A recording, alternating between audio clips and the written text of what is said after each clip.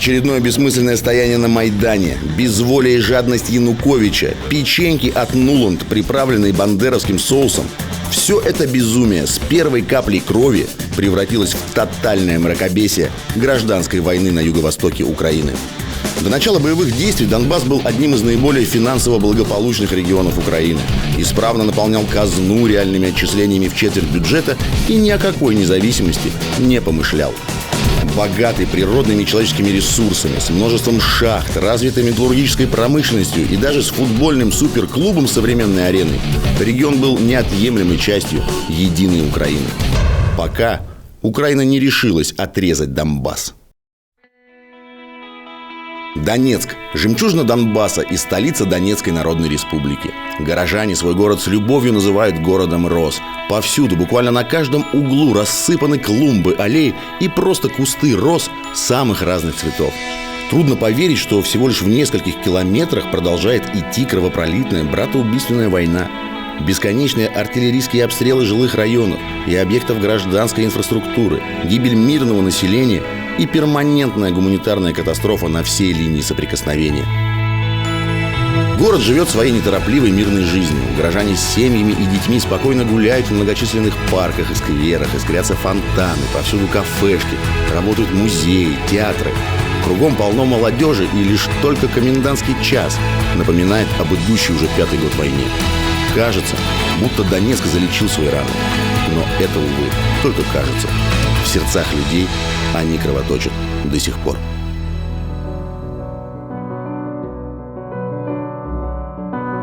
Людям война не нужна была, мы жили спокойно. Потому что мы просыпаемся из-за того, что обстрелы, ты не знаешь, куда бежать. Нам хочется мира, чтобы было все нормально. Затянулось. Мы ждем дальнейшего решения, быстрого хотелось бы, потому что уже устали. Сами в Киеве, а родители здесь, вот так и живем на 2 города. В идеале все вернуться, как было прежде.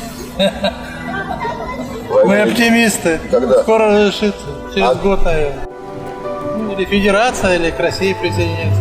Да, в составе Украины, более-менее самостоятельно. Как был Крым. Мы думаем, что ситуация должна разрешиться так, что Донецк останется свободным. Украина уже себя показала, так что назад дороги нет. Люди, очевидно, устали. Им уже не важно, каким образом и в каком виде будет закончена эта война. Они хотят немедленного прекращения боевых действий и снятия блокады со стороны Украины и западных стран. Многие держатся из последних сил. Особенно тяжело тем, кто до сих пор ощущает эту войну на себе. Тем, кто в прямом смысле каждый день на протяжении более чем 4 лет живет в этом аду. Смотришь, в городе там вроде как выйдешь в город, это в город редко выезжаем отсюда.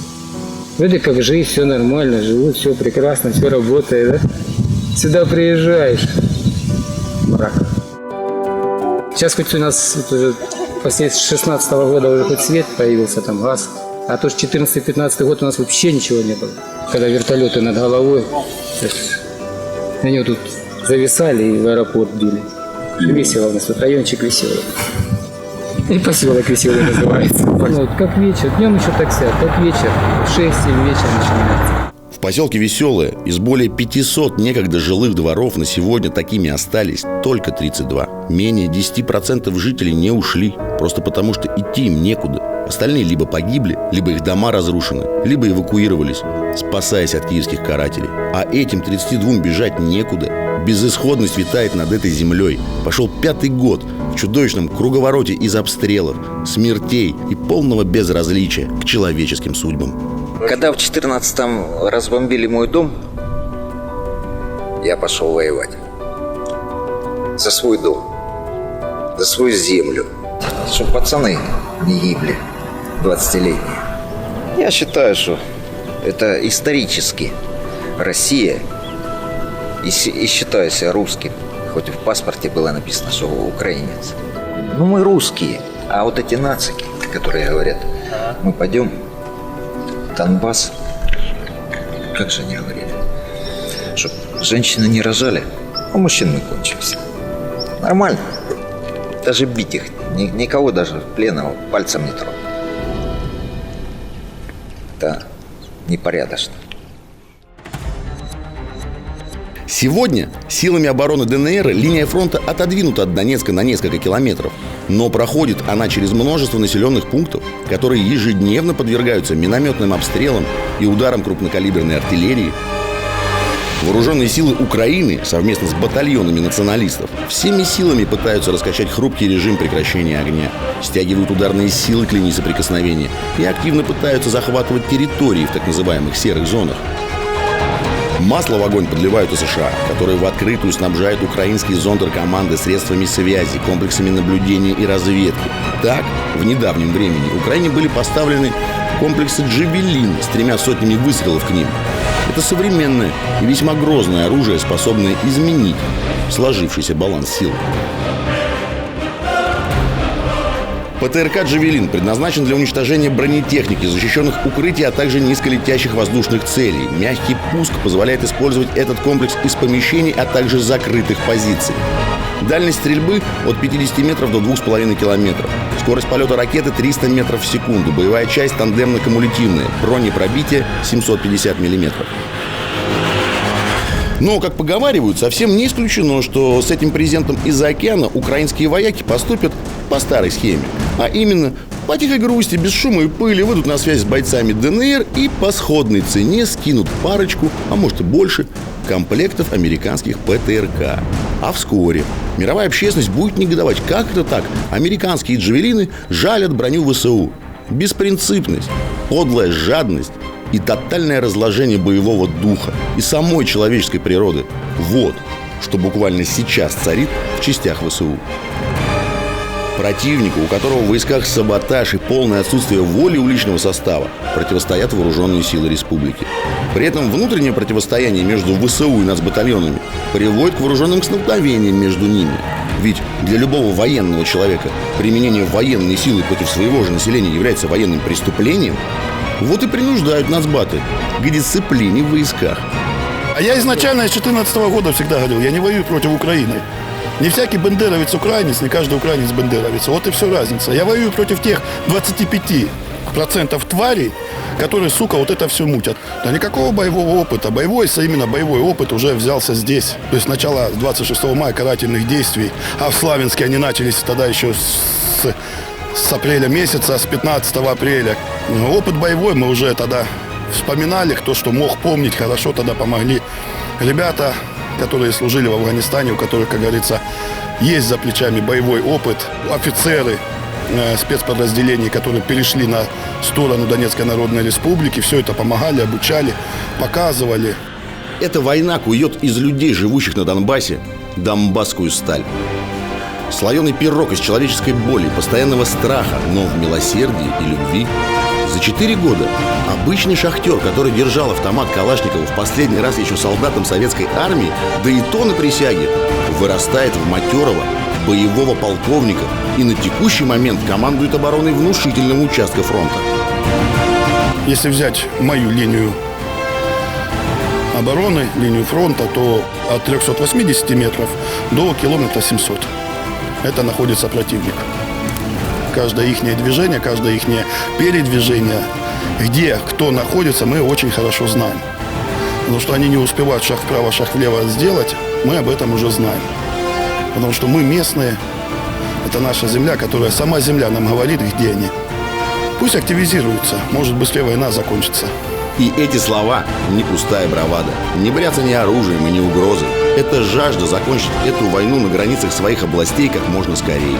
Сил, решимости, воли на передовой через край. Нужен только приказ о наступлении, команда в бой. Но такого приказа нет, политическое решение не принято. Создание Майдана – это лишь так, часть прикрытия того великого большого зла, которое должно было произойти здесь, именно на русской земле. Вы представьте, что было бы, если тогда мы в 2014 году промолчали бы и сделали так, как хотела карательная власть в Киеве. Ну, я скажу, что под Матвеевым курганом, под Ростовской областью, это 100% уже обстояли база НАТО какая-нибудь. Донбасс – это не только передний край русского мира. Донбасс – это неотъемлемая часть русского мира, на земле которого не надо ступать чужой ноге. Здесь будет жить русский. Над нашим лесом будут петь соловьи только по-славянски. А Новороссия, я считаю, это уже термин, который должен произойти в мирное время при объединении всех областей, которые именно поддерживают русский мир.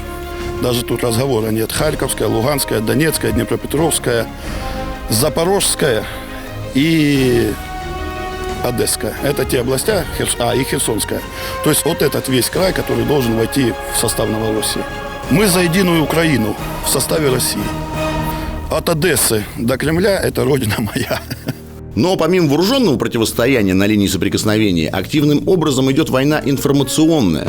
А она влияет на миллионы людей, на их восприятие и понимание происходящих событий, вырабатывает личные отношения и вовлеченность. На этих фронтах в ДНР также работает свой спецназ – информационный. Журналисты, которые работали и на украинской стороне, и на нашей стороне, они говорят, что, иностранные журналисты, на украинской стороне их постоянно сопровождают военные. То есть не просто там где-то на позициях, а и в городе, везде. То есть они говорят, мы там как будто в тюрьме под присмотром постоянно ходим, за нами там люди смотрят, слушают. Западные журналисты, они изначально приезжают с негативным настроем. Они же часто там интервью берут и там спрашивают, а тут есть российская армия?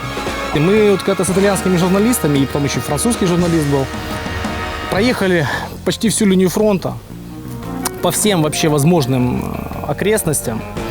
И в конце дня, мы весь день катались, в конце дня я их спросил, вы где-то видели российскую армию? Вы где-то видели там танки, там колонны, спрятанные танки, артиллерийские системы? Они такие, нет. Я говорю, а вы слышали, чтобы я кому-то звонил, предупреждал, мы там сейчас с журналистами будем ехать, давайте сейчас танки за деревья вот так вот прячьте. Они такие, нет, мы не слышали, что ты кому-то звонил. Я говорю, может, где-то у нас рации были? Нет. Я говорю, вот о чем вот мы сейчас говорим? Я говорю, если бы здесь была российская армия, вот вы, проехав такую территорию, вы бы заметили это? Да. Все, и все становится на свои места. Был французский журналист для очень крутого издания французского популярного, делал работу здесь. И он сделал фотографии, все как есть на самом деле. Его уволили.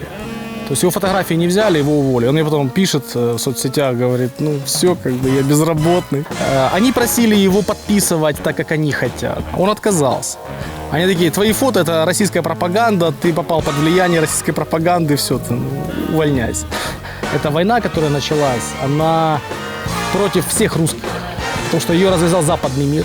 Вот как и по всему миру. Там берем Ливия, Сирия, богатые страны, где люди жили счастливо. Что там сейчас?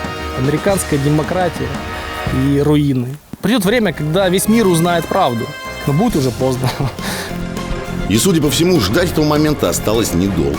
Правда уже режет даже невооруженный глаз. Становится очевидным истинный порядок вещей. Многие европейские страны уже осознали, что украинский режим – это токсичный актив, который им вместе с антироссийскими санкциями навязали США.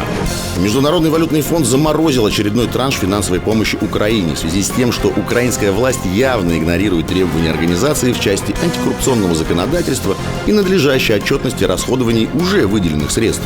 Если Украина лишится политической и экономической поддержки из-за рубежа, страну ждет дефолт, и режим не протянет и 2 месяцев. В СБУ царит уныние и понимание неизбежности скорого конца. Офицеры разделились на кланы, они не верят в перспективы, они опасаются за свои судьбы. Ведь начальники сбегут, как только запахнет жареным, а вот их как раз и разорвут в клочья. Аналитики конторы дают катастрофический прогноз. Особенно взрывоопасная ситуация в Одессе. Там сотрудники СБУ стараются не перемещаться по городу поодиночке. Многим из них поступают угрозы. За многими ведется наблюдение и прослушка. Многие старшие офицеры уже вовсю выправляют себе новые документы и организовывают пути побега с Украины. Другими словами, крысы бегут с корабля.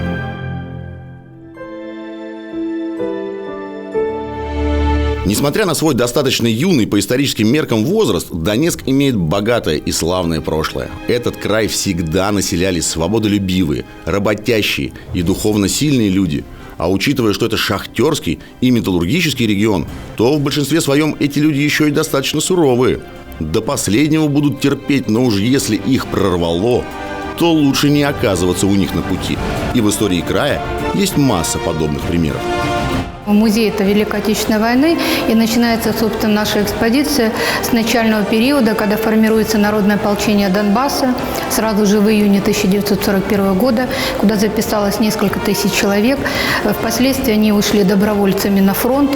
Вообще с территории Донбасса ушло 236 тысяч, это были призваны в Красную армию, и более 200 тысяч ушло добровольно.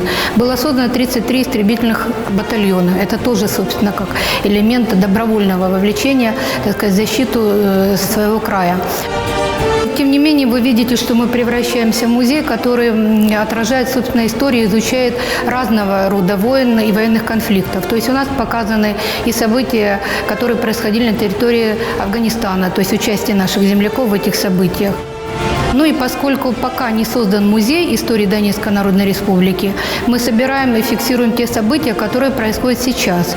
И мы считаем, что такая память должна быть увековечена, чтобы впоследствии не забыли, как мы не забываем подвиги наших земляков и тех, кто защищал Донбасс.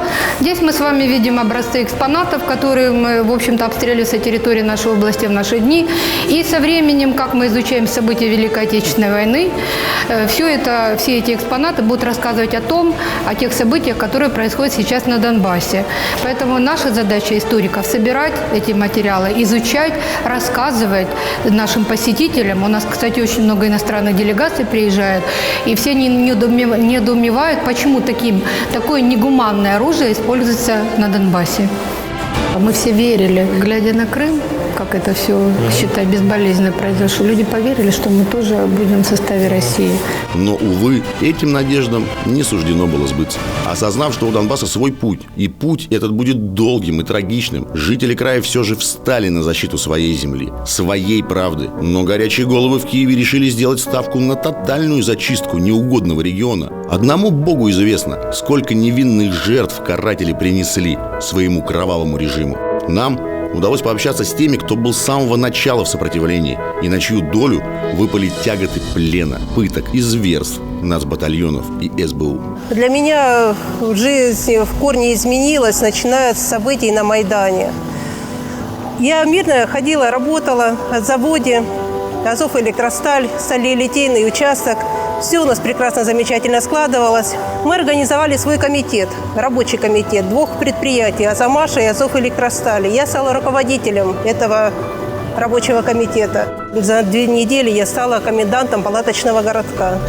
Это жутко страшно вспоминать все эти события. И коктейлями молотов палаточный городок наш закидывали, и стреляли. Конечно, это жутко ужасно. Я служил в спецподразделениях, которые занимались наведением общественного порядка. В 2004 году для меня было непонятно, почему несанкционированный митинг тогдашнее правительство не разогнало. То же самое случилось и в 2014 году. Сам по себе Майдан подпитывался еще и наркотиками. На Майдане реально там платили деньги людям, которые стояли, потому что нормальный человек не может 24 часа в сутки скакать без отдыха и без сна. Когда уже произошел вооруженный переворот в феврале 2014 года, когда уже начали сжечь наш «Беркут», естественно, мы 23 февраля, когда уже «Беркут» возвращался, мы в Мариуполе встречали ребят с цветами. И 9 мая, как обычно, День Победы, и мы всегда шли, выходим на демонстрации, на митинги, и начался обстрел мирной демонстрации. Нашу милицию заперли в городделе и не выпускают. Милиция отказывалась стрелять в демонстрацию. Наша милиция нас не разгоняла в Мариуполе. 9 мая, перед тем, как мы собрались на демонстрацию, на автопробег, перед капотом машины выскочил человек в гражданском. Говорит: стойте. Мне говорит: ты почему бросаешься под машину? Он говорит: мы, говорит, милиция, мы отказались, говорит, стрелять в мирных жителей. Начальник УВД дал приказ, говорит, без предупреждения стрелять по мирным жителям. Поэтому, говорит, мы отказались, и мы сейчас в розыске. Дайте ваши телефоны, чтобы можно было созвониться и спрятать наши семьи. Оказывается, 9 мая в городе Мариуполе из аэропорта, Мариупольского аэропорта, там, где стояли правый сектор, батальон «Азов» и части ВСУ. Выехали подразделения вооруженные, расстреляли милиционеров. Я тоже была там, на улицах. Мы охраняли колонну ветеранов. У нас на глазах убивали людей. У меня падали люди, расстреливали скорые, как убивали людей. Больше 200 человек. Потому что сами таксисты нам рассказывали, как в багажник складывали убитых, привозили в морг, вторая больница. Говорит, мы привозим, а там, и, говорит, уже забито, говорит, много. У нас уже даже не хотели принимать убитых. По улицам носились бронетранспортеры. Слышны были эти очереди, как стреляли с пулеметов, с автоматов. Это действительно было очень страшно. 11 мая назначен был дата референдума. Я была зампредседателя районной комиссии на референдуме. Мариуполь дал 96% от всех избирателей за Донецкую Народную Республику. А утром, когда уже огласили результаты, это, конечно, было что-то. Вы представляете, больше 96% только Мариуполь проголосовал за Донецкую Народную Республику на референдуме. По приезду с Донецка меня захватил батальон «Азов». 7 суток меня пытали не для того, чтобы что-то выведать, а просто хотели сломать волю. На сутки меня посадили в автомобиль железный. Для перевозки одиночных заключенных такая в кузове распрямиться в полный рост невозможно, и можно только сидеть. На сутки меня там закрыли. Ночью холодно, днем жара невозможная. Держали в подвале в Мариупольском аэропорту. Потом перевели в какой-то холодильник. Правда, он не холодил, но воздуха там вообще не было. Выходят военные в балаклаве с шевроном Азова и четко направляются через всю толпу ко мне. Подводят в машине, мешок на голову одели, наручники затянули на заднее сиденье. И увезли нас аж в аэропорт Мариуполя. Это оттуда уже с аэропорта точно уже живой, я оттуда не выйду. Я уже морально уже к этому подготовилась, уже была готова ко всему. 5 человек в балаклавах с шевронами Азова. Называют мою фамилию. Ну да, я законопослушный гражданин своей страны, как говорится. Я, да, такая-то, такая-то. Они мне железные наручники, мешок на голову, кинули на пол этой машины, всю дорогу избивали, везли, куда-то останавливались, выводили на улицу, ставили на колени, поверх очередь с автоматом. В результате, они мне сказали, знаешь, куда мы тебя везем? Я говорю, нет, в аэропорт. За аэропорт я уже мариупольский наслышана была. Были предъявлены обвинения, что якобы я являюсь диверсанткой, что у меня диверсионная группа какая-то, что у меня нашли оружие. Когда у меня стало зашкаливать давление, они поняли, что я могу умереть там в аэропорту. Они меня перевели в СБУ. Когда мне следователь говорит, ты предал свою родину Украину, я ему в ответ сказал, говорю, какую? Я присягу давал Советскому Союзу.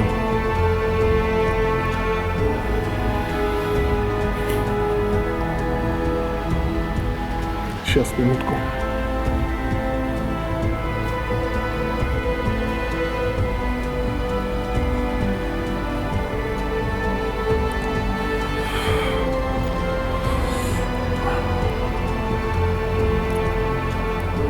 Кого я предал? Белоруса, латыша, немца. Кого я предал? Украинца. Я давал им присягу всем. Я не давал конкретно кому-то. Я всему советскому народу давал присягу. Тяжело. 8 ноября 2014 года меня забрали в СБУ. Естественно, с мешком на голове. Посадили нас всех с уголовниками. Отношение уголовников было намного лучше, чем отношение тех же самых СБУшников и того же самого Азова. Отношение уголовников было намного лучше. Они делились с нами и едой, и сигаретами. На обмен нас везли как скотину, завязанных, связанных, скованных. 18 часов ехали на обмен. Привезли, ну а здесь уже встретили ДНРовцы, уже накормили, распределили в общежитие. Опять же, здесь я сделала паспорт ДНРовский, потом устроилась на работу. В том году я уезжала на Россию. Нормальное отношение ФМС, полиции, все. Единственное, как и везде, хватает нехороших людей, мы работали, а нас скинули с зарплатой. Инвалид войны афганской. Здесь выплачивают пенсию. Дочка приехала с женой сюда. Семья должна быть цельная. Жена говорит, здесь даже, говорит, дышится легче. Просто из-за того, что там постоянно гнетущая вот эта вот атмосфера, которая не дает нормально дышать. 120 дней, 4 месяца я находилась в плену. За это время моя мать сходила с ума, мои дети тоже. Они не знали, где я, что я. Единственное, первый день, когда меня привезли в СБУ, мне дали звонок позвонить матери. Я говорю, мама, меня арестовала СБУ. Все, я больше ничего не могла сказать. Понимаете, вот те вот недобитки, действительно, бандеровские, которые попрятались, потом их простили, все. И они же и воспитывали своих же детей, внукам в том же духе, как они это все делали, понимаете? Ну вот все вот это и вырвалось наружу. Вы понимаете, простить, вот за то, что там происходит. Я понимаю, да, на той стороне очень много адекватных, действительно нормальных людей, которые понимают, что происходит, оценивают трезво всю эту ситуацию. Ну, говорю, тех товарищей националистов, можно так их назвать, намного меньше. Мне кажется, с трудом верится, что это все-таки будет единая Украина. Это уже вряд ли. Вот проект «Новороссия», мне кажется, должен состояться. Знаете, вот как-то хочется в это верить. Мы за это поднимались. Мы к этому шли, идем, и хочется верить, что это так оно и будет на самом деле. Донбасс вместе с Россией. Только так. Я выросла в Советском Союзе, я прошла от октябренка до комсомольца. Я была в Компартии, Коммунистической партии Украины. Я была исполняющим обязанности первого секретаря райкома в городе Мариуполе.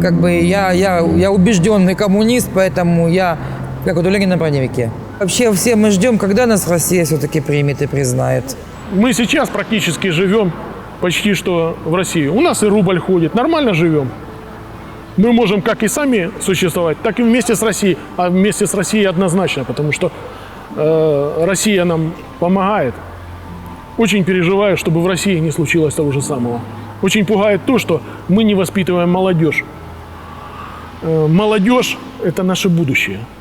Мы должны обязательно воспитывать ее. Мы должны рассказывать им о наших предках, о том, что у нас было до нас. Не надо ничего скрывать. Вместе с памятником Ленина должен стоять памятник Николаю II.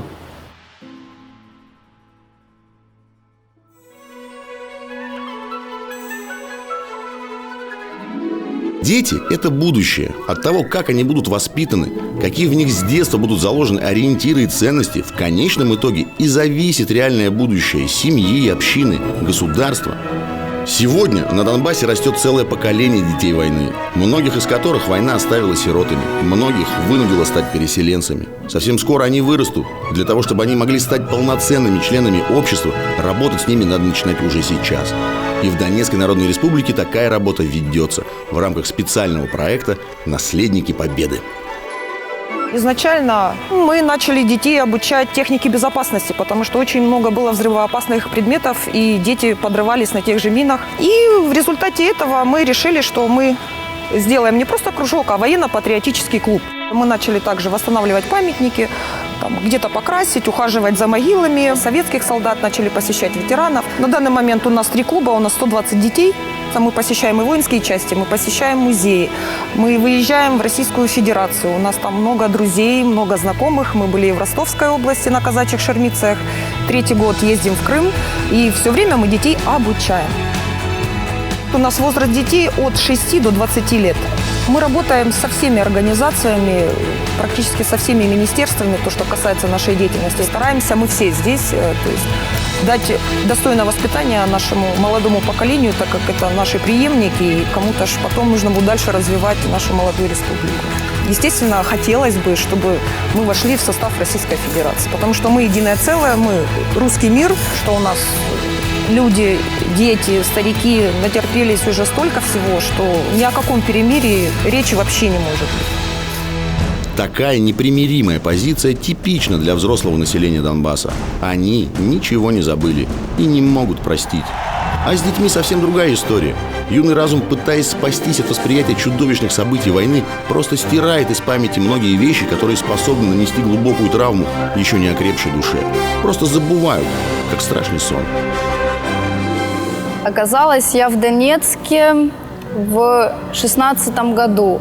Моего отца в 2014 году забрали в плен. Я не видела с ним 2 года, так как разрешение надо было от отца, чтобы пересечь границу сюда. А ДНР, на Украине недействительно. Я не могла к нему выехать. Как исполнилось 16 лет, я смогла без разрешения отца приехать сюда, и мы решили, что останемся жить все-таки здесь. Здесь отец, наша семья, и ему тяжело было на тот момент, и мы его не бросили. Он воюет против фашизма, и я горжусь своим отцом. Он прошел Афган, побывал в плену, и пройти человеку такое и остаться человеком очень тяжело. Мать у меня была предпринимателем, пока СБУшники не разрушили весь бизнес, который был, так как отца забрали.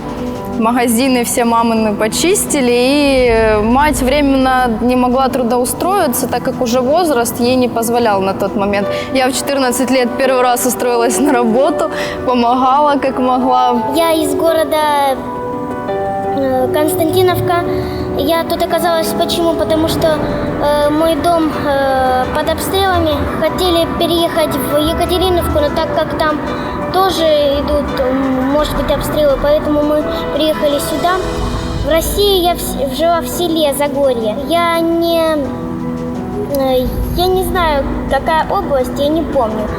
Это было в 1 классе, и я многое позабывала. У нас там в огороде, у нас был собственный дом, когда в огороде, за огородом у нас было прекрасное поле. А сейчас я в Донецке и думала, что там нет полей. Оказалось, что тут даже лучше, почти лучше, чем в России. Я переехала с Куйбышевского района. На протяжении 2 лет я жила под обстрелами возле Октябрьского. И помню, когда в двор моих дядей с тетей прилетел снаряд прямо под окном и прилетела на площадь. Погибло очень людей, но, слава богу, я тогда в тот момент была дома, и меня родители спрятали в ванну, чтобы я не пострадала. Слышно, как Октябрьский обстреливают, я недалеко там живу. А когда в 2014-м часто обстреливали чуть ли не каждый день. Хочу мирного неба над головой. Хочу, чтобы мы победили. Наверное, буду банально, хочу здоровья для родных. Я очень хочу, чтобы не было войны, чтобы мы победили. И много-много сладкого. То, что довелось пережить этим детям, заметно лишь когда они сами говорят об этом. В остальном они такие же, как и другие сверстники. Также любят смеяться, играть, иногда хулиганить. Пожалуй, дети во всем мире похожи. Даже разговаривая на разных языках, непостижимым образом моментально понимают друг друга. Поэтому смелый поступок юной россиянки, жительницы Санкт-Петербурга Полины Фрегатовой, решившей специально приехать в Донецк именно 1 июня, в Международный день защиты детей, и поздравить своих сверстников от лица всех молодых россиян, такой поступок достоин уважения. Мне пришла идея поехать в Донецк с помощью моего папы. Я очень захотела, потому что это праздник для детей. Я приехала, чтобы их поддержать, поздравить, выступить и просто их порадовать. Здесь очень много цветов. Все хорошо. Я жду, что люди Донецка поймут, что даже дети знают про Донецк и хотят поддержать. Что-то в мире случилось такое. Сердце стало у всех ледяное. О любви и мечте забываем, и все чаще близких теряем за идею слепую, не близкую нам. Мы не слышим и спорим друг с другом. Но помни, если протяни руку. Ведь не важно, какого ты цвета, на каком ты конце планеты. Ведь для нас, для всех, Земля одна. Дети всей Земли, если б ваши сны мир наш изменить смогли, жили, чтоб не врозь, небо, чтоб без слез, в мире без войны, предательства и вины. Мы все изменить должны.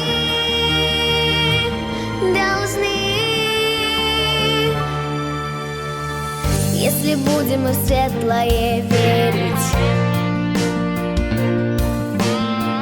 станет в мире немножко добрее. Мы не будем жалеть со слезами. Буду дома папы и мамы, и все дети счастливее станут чуть-чуть. Люди всей земли, будьте же детьми, чтоб мир изменить смогли.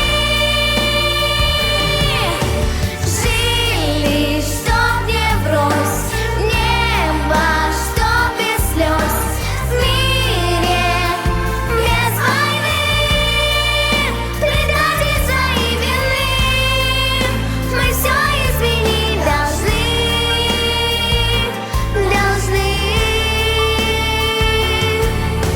Люди всей земли, будьте же детьми, чтоб мир изменить смогли. Жили, чтоб не врозь, небо, чтоб без слез, в мире без войны.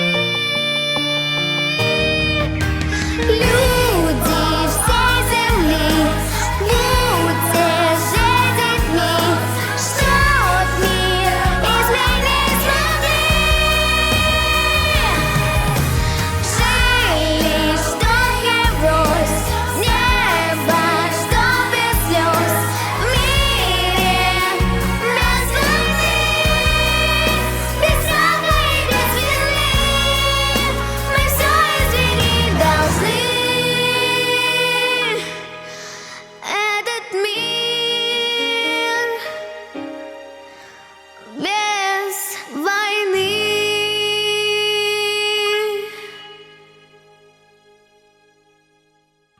Полина сегодня выступала среди детей, переселенцев, детей военнослужащих республики, которые воюют на передовой части. Полина совершила миссию, именно продемонстрировав действительное отношение Российской Федерации, Санкт-Петербурга, детей-патриотов по отношению к ДНР. Полиночка у нас действительно очень большой патриот. Она иногда немножко стесняется, да. Мы уже немножко познакомились, она с нашими детками познакомилась. В частности, действительно, да, вот как мы сегодня заметили, я думаю, и вы заметили, дети Донбасса и Санкт-Петербурга и хотят скорейшего просто мира.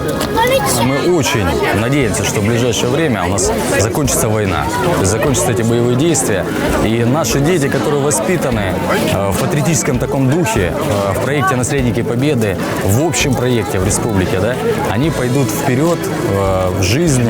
Вы посмотрите просто, сколько людей, сколько детей. Цель наша в том, что воспитать большое количество патриотов, чем мы и занимаемся ежедневно. Мы ставим своей целью не только охватить 10-15 тысяч, всю республику, и передать вот этот импульс патриотизма наших детей на территорию Российской Федерации.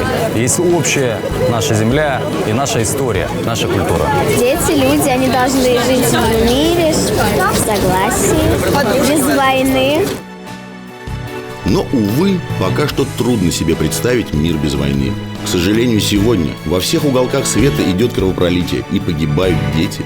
И ни одна общественная организация, ни одно правительство, ни одна страна со своей хваленой западной демократией не способны этому противостоять. Более того, само политическое устройство большей части так называемых развитых стран создано для обслуживания интересов транснационального капитала, а вовсе не жителей этих стран.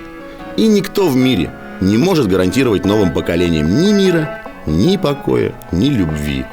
Наоборот, людям предложено постоянно конкурировать друг с другом, бороться, воевать, как в обывательском, повседневном смысле, так и в смысле военном и политическом.